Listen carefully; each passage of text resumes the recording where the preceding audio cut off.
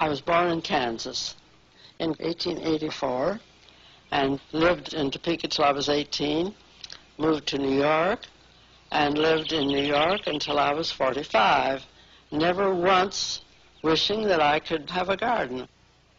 Then my husband, we had been married just a few months, and he said, would you like to live in the country? And without even knowing that I would, I said, oh, yes. And he bought this place, and we hadn't been here more than 10 minutes that I wasn't out there looking at the lilac bush and the apple trees and so on. And immediately I got thrilled about gardening. Knew nothing about it. Had a place twice too big, plowed up, and my brother and one or two other people told me what to do, and I did it for almost 15 years according to the way everybody else was doing it, with commercial fertilizer and poison spray and plowing. Hired a man to come and plow, and the plowman was always late, and I was always dying to get out there and get things in earlier than I could. Now, this is how this happened, the way I garden now.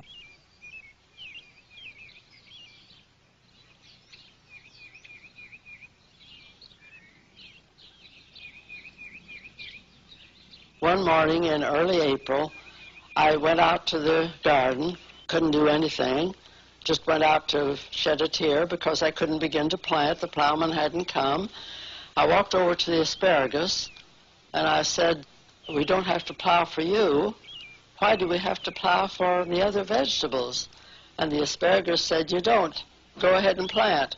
If the asparagus had said that to anybody with any sense, they wouldn't have paid any attention. They would have said, well, you're a perennial, because asparagus, like a tree or like a rose bush, just comes up every year. But anyway, since I wasn't very smart, I just ran and got my seeds and planted them, and that's been going on for 35 years.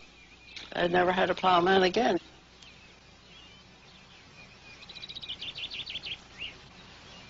If I told you that the way I garden is very little work, you wouldn't know what I mean, because you don't know what I call very little work. You might think that I meant I only work 6 hours a day instead of 12. So I'm going to tell you exactly how I garden. I have a vegetable garden, 45 by 50, in which I grow vegetables for 2 people all the year round. I'm sorry to make you jealous, but I haven't been in a supermarket for at least 14 years. I grow all the vegetables for the 2 of us, freeze the surplus, and do all of that work myself. I have a few flower beds, not big ones, but a few. I do all that work. I do all of my housework, my cooking, and I answer a terrible lot of mail, and I never do any of this after 11 o'clock in the morning. Now, the hands go up. Your hands are going to go up and ask me what time I get up, and my answer to that is somewhere between 6 and 8, according to when I feel like it and when I want to. And the first thing is a long, leisurely breakfast, Roman style, stretched out on the couch. But I'm all through with all of this after 11 o'clock in the morning. The reason is that I never plow or spade or cultivate or weed or hoe or use a fertilizer or use a poison spray or use a compost pile or water. I just plant and pick.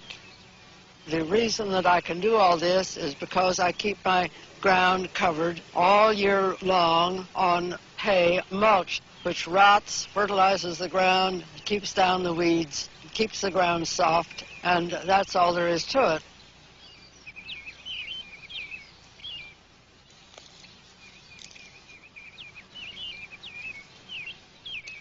I had these turnips in here all winter long,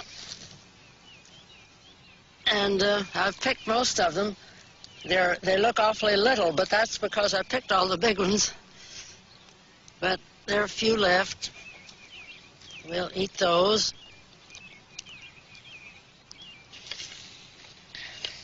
And now we'll put in a row of parsley and a row of dill.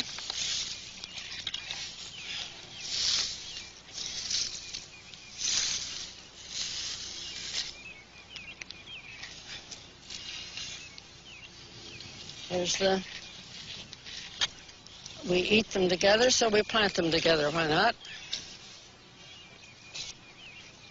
Now, all I do anyway, just sprinkle the seeds.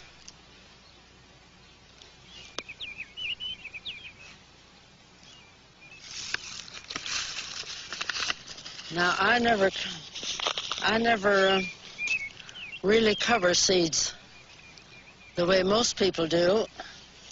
Little seeds like this, I just pat the row a little bit, and they're planted.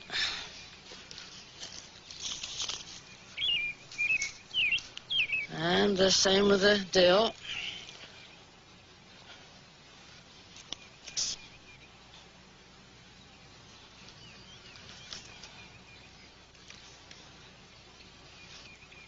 Since weed seeds can come up all over your garden without your fooling around planting them, I don't see why the other things can't too. So now they're planted.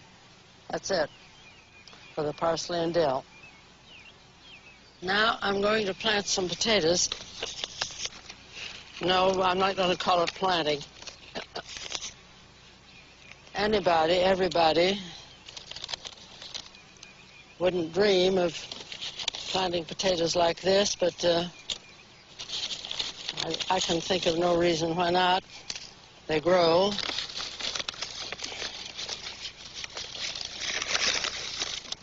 They come up and you get potatoes, and I guess that's what you want when you plant potatoes, is potatoes. Well, those are a little too close.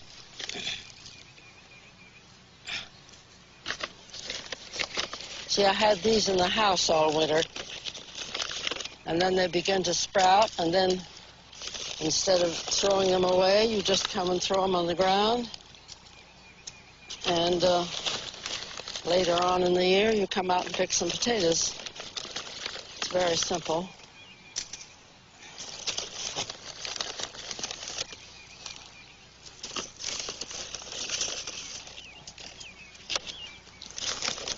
I would be willing to bet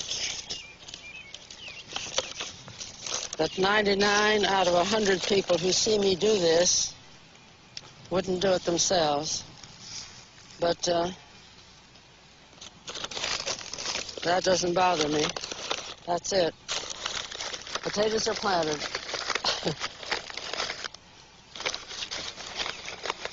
We're through with that job. Get some hay on top of those potatoes. Otherwise, they would just lie there and die. And we don't want them to die, so we'll do this.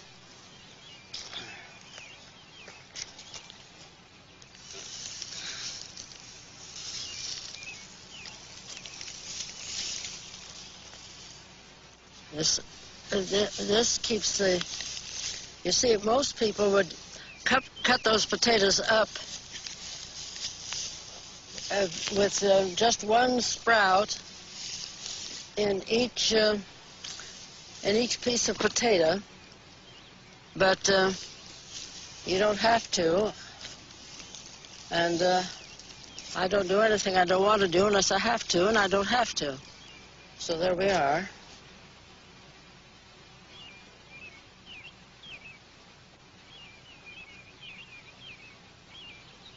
I'm covering these potatoes because if I didn't, the sun would just bake them and they would die. I just keep the sun off of them, and they will grow right through the hay. You can't do this with the hard hay, or they couldn't get through. I never put any hay on top of seeds. The hay around the garden is for two things. The main thing is to fertilize your soil, but the other thing that the hay does is keep your ground moist. In all of the over 35 years that I have planted this way, I have never had to water once. As I plant all my seeds now, I take just a little cottonseed meal and sprinkle it right with the seeds. Just in case it does rain too much, cottonseed meal supplies the nitrogen that plants have got to have.